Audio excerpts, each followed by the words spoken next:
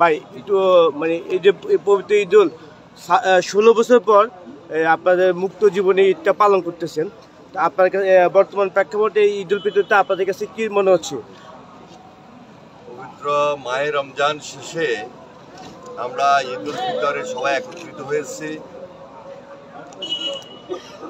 সবাইকে আমি ঈদের শুভেচ্ছা জানাচ্ছি। ঈদ মোবারক। ঈদ আনন্দের দিন, খুশির দিন। আমরা বিগত 16-17 বছর এইভাবে আনন্দের সহিত খুশি মনে ঈদ উদযাপন করতে পারি নাই। ফ্যাসিস্ট সরকার আমাদেরকে এই খুশি, এই আনন্দ উপভোগ করতে দেয় নাই। আজকে এই দেশের মানুষের আন্তরিকতা, সহযোগিতায় আমরা সবাই খুব শান্তিপূর্ণভাবে ঈদুল ফিতর ঈদ উদযাপন করতে যাচ্ছি।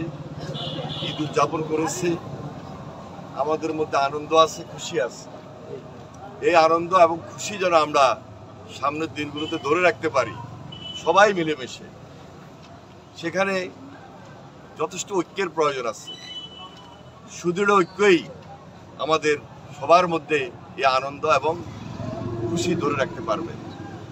আমার বিশ্বাস আমরা সবাই সুন্দরভাবে আছি, মিলেমিশে আছি, মিলেমিশে থাকবো। এটাই হোক আজকের এই আনন্দের দিনে আমাদের অঙ্গীকার। ধন্যবাদ সবাইকে। নতুন সরকারের ঈদের দিনে নতুন সরকারের প্রতি এবং আগামী জাতীয় নির্বাচনের বিষয়ে আপনার কোনো বক্তব্য আছে কিনা?